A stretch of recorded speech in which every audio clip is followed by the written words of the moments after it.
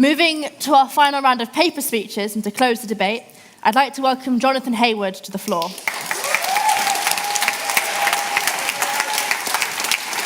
Jonathan is a third-year undergraduate in history at Trinity College. He's a former chair of COLC, and he's the current secretary of National Labour Students, and evidently very popular. He won the right to speak through open audition. Jonathan, the floor is yours.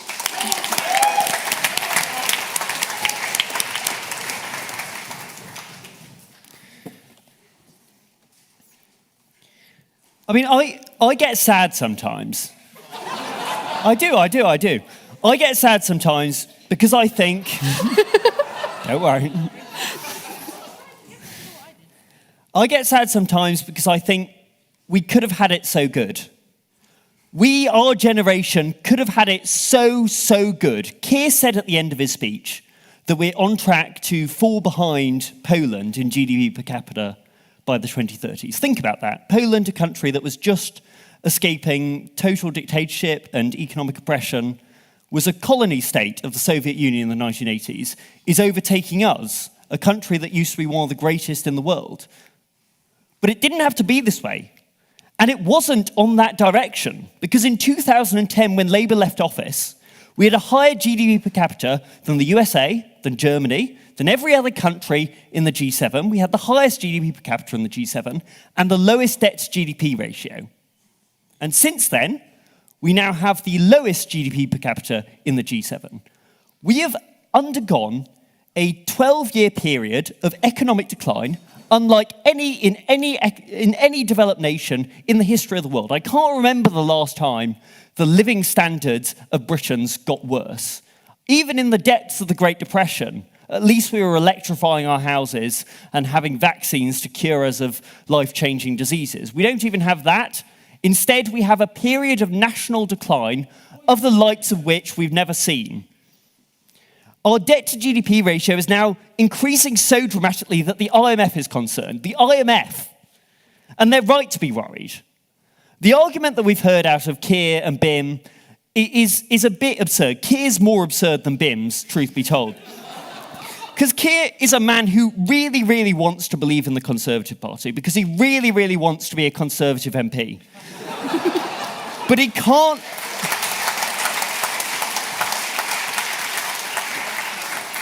But he's got a problem. He can't quite figure out how to defend this Conservative Party. So he comes up with this ingenious argument. The budget, the government is fantastic, except for all the things I don't like, and assuming they do all the things that I do like. If you ignore all the tax cuts and pretend that they're a non-issue, don't talk about the £40 billion of corporation tax cuts, and if you imagine that they're going to do all the pro-growth policies that they've repeatedly opposed through the Johnson years and will oppose again, and are never going to get passed, that Labour has pledged itself to, then they'd be great. But they're not doing these things. I think BIM's position is slightly more understandable because his job depends on it. I mean, he's in this situation, deer in the headlights, that he's realised that he can't defend this government, but has to plead for a post in the next Kemi Badenoch government, or whatever it is that in 3 months succeeds this shit show. But we had an inheritance fit for kings. We were well on the road to eliminating child poverty with a mix of child tax credits and Sure Start programs, getting kids into education, having proper social mobility increases that were looking like we were on the way to getting a finally socially mobile country. And now we're dead last among rich countries purely because, well, every single other country in the G7 was spending more money during the financial crisis, investing in their infrastructure, investing in their education, in better universities, in schemes to help small businesses. We cut local government, we cut education, we cut healthcare, we stopped building new trains or new power stations, contrary to what BIM said, and we're paying the price of it now in growth. And that's the thing this government has set out to tackle. And on their own terms, even ignoring all the things that I care about inequality, about poverty, about the people starving outside this very building, the homeless, even ignoring all those things that Tories pretend not to care about. On their own terms, growth, they are failing, and this is a budget that will set them up for failure. We're dealing with the consequences of a decade of indefensible foreign policy, economic policy even. And so much of this hideous budget is the same failed approach.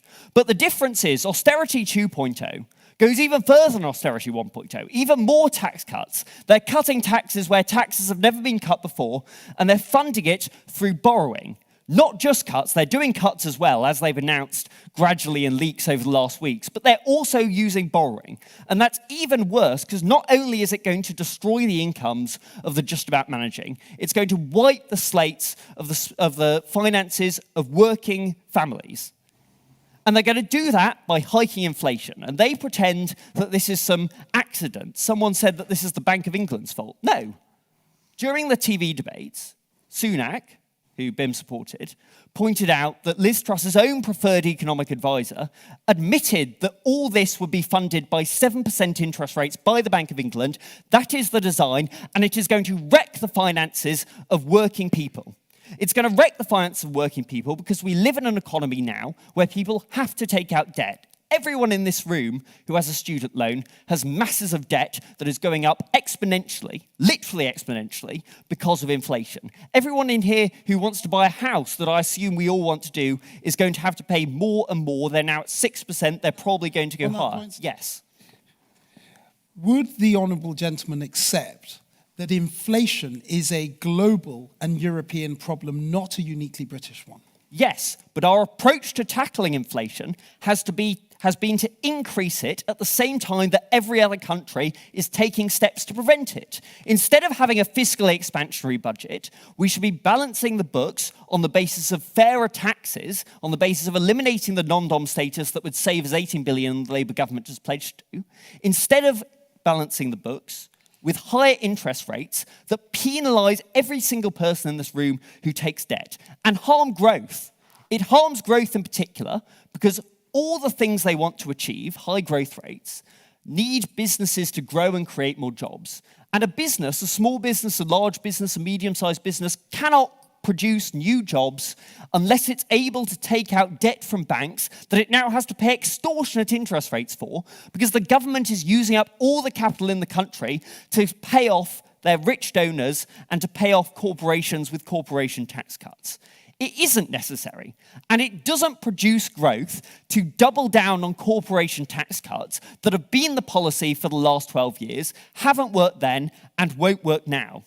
It's not the comms that are bad, as Keir says, it's the policy that is bad. The money raised borrowing would be much better spent going to insulating people from the worst of this coming economic crisis. And it would be more defensible if it was doing that. It's the largest bailout in Europe of the cost of living crisis. The substantial part of the budget is going to these tax cuts. That's not true. That's not Labour's plan for the energy crisis was just as big as the Tories' plan. So you agree with us? And would have been raised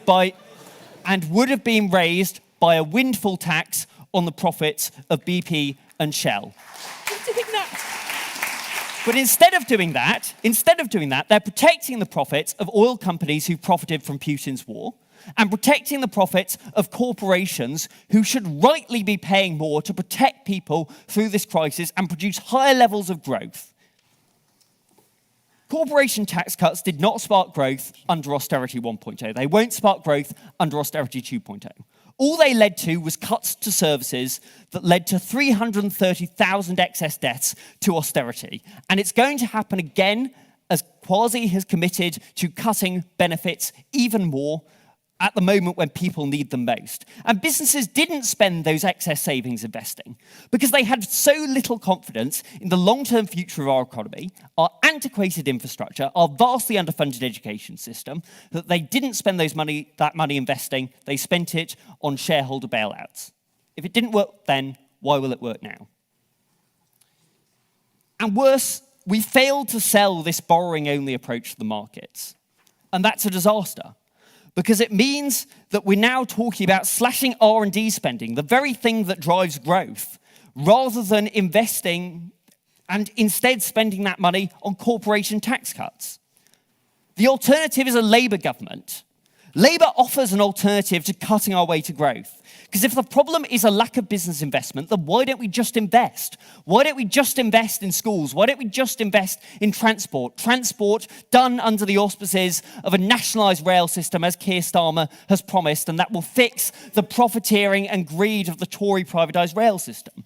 Why don't we invest in nuclear power and green power? Yeah. Contrary to what Bim has said, Yeah. Labour's going to increase funding in it by 28 billion a year and put those profits in the hands of a publicly owned energy system called Great British Energy. Investments in schools. Investments in schools. Investments in schools on a scale matched only by the last Labour government, paid for by VAT on private schools for the first time. The thing that's holding our country back isn't corporation taxes, which are the lowest in the G7 and always have been. Cost £40 billion to implement, and they're paying for it with our money. The thing that's holding us back is investment, and a Labour government will invest. Instead of going down the same route again, the route that led to massive raises in homelessness that we still feel, spiking suicide rates driven by unjust and illegal behaviour from the DWP and other government departments, ever-increasing NHS waiting lists that have transformed what was once the best healthcare system in the developed world to one of the most backwards, going down that route again, I think that there's an alternative, and that alternative is a Labour alternative. They know they're wrecking the economy. They're wrecking the lives of the people in it. And if there is a God, he will give Labour the chance to make it right and create a government that cares and invests in the future of British people. Vote against this government and the horrendous economic policy that it's pursued for 12 years and wants to pursue for 2 more. Thank you very much.